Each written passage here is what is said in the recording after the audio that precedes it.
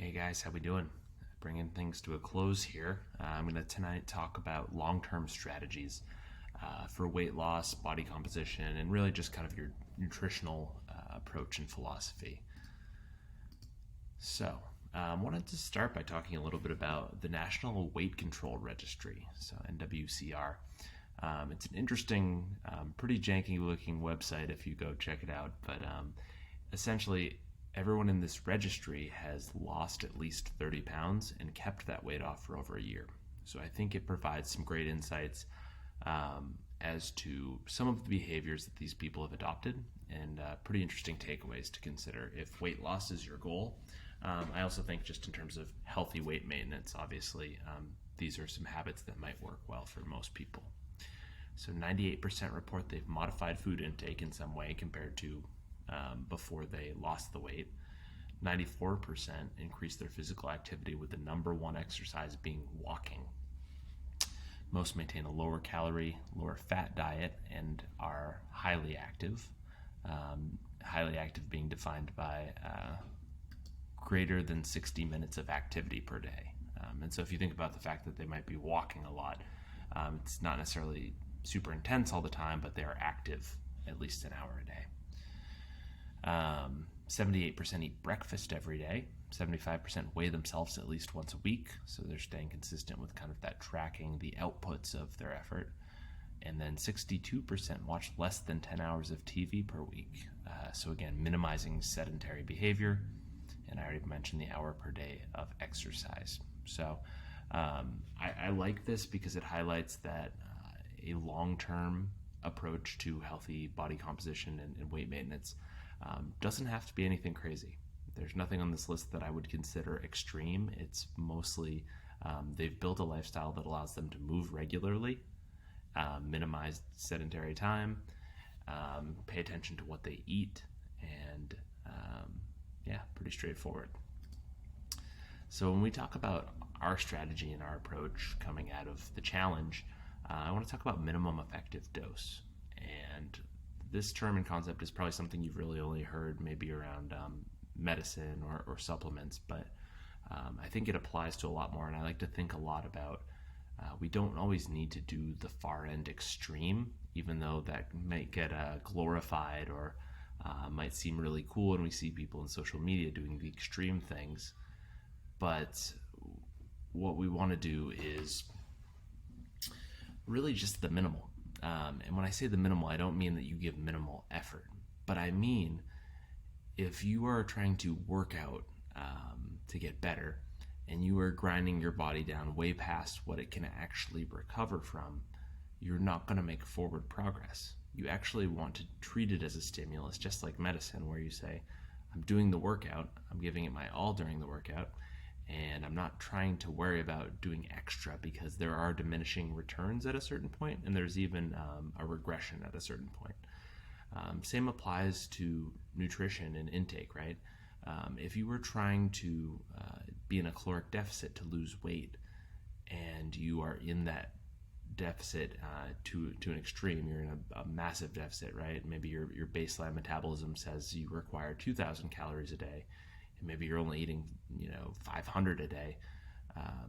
You might lose weight quickly initially for maybe a couple weeks, but unless you're extremely obese and you have a ton of fat to burn, you're probably going to quickly see diminishing returns on that as your body shuts down and starts to slow down your metabolism, and it's going to be harder for you to actually burn calories incrementally. So I'm always a fan of what is the minimal amount that gets me some progress, and try to hang out there, right? And that's why we say if you're trying to be in a deficit, maybe starting with just 250 calories under your baseline, doing that for a few weeks at a time, and then eat back at your baseline again. So your body's only adapting in small amounts.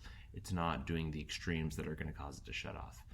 Or even if you read the article I posted in the Signal groups, you could also focus on increasing caloric intake and increasing activity a bit, and that might ramp up your metabolism and actually help with weight loss. So a lot of different strategies. Again, have an open mindset and be willing to play around and figure out what's going to work best for you. Also knowing that you're going to change over time, and you might need to do something different in the future. It might work for you today, it might not work for you 2 years from now. Um, and last point on that is consistency is always going to be greater than intensity. You don't want to be burning the candle at both ends. You want to focus on, if I show up every day, I do what I'm supposed to do. I'm eating healthy 80% of the time. I'm hitting my workouts 4 or 5 days a week. And you do that over a year or two, you will absolutely be trending in the direction that you want to go.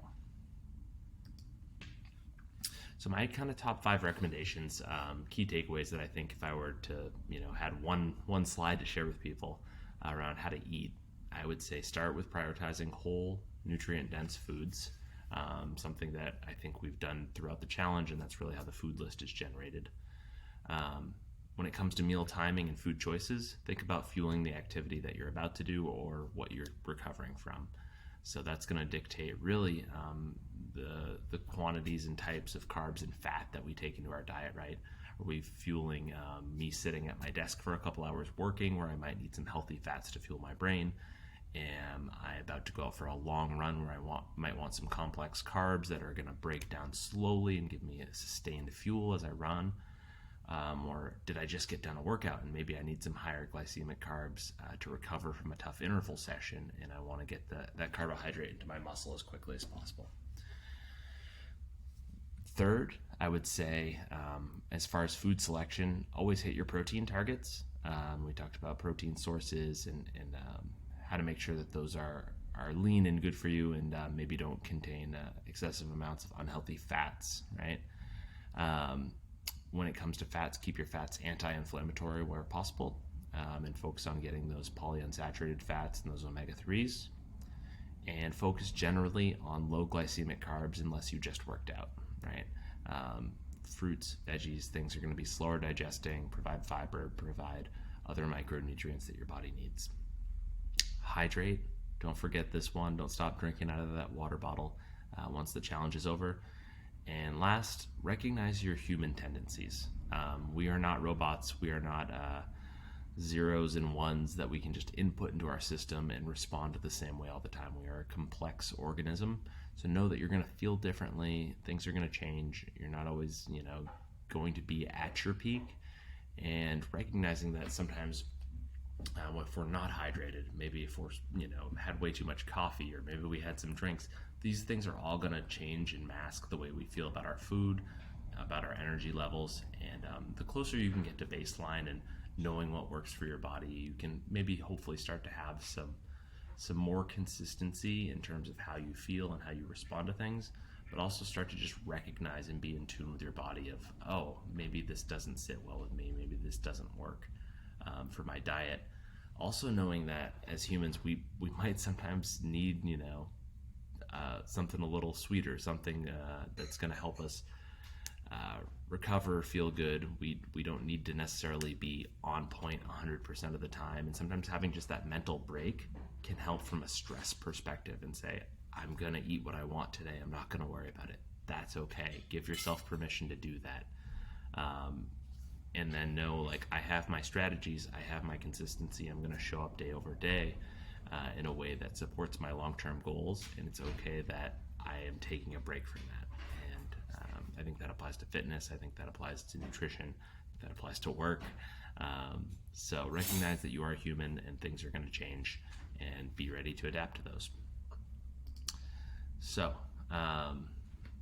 action of the day. Oh, I didn't type up the new one.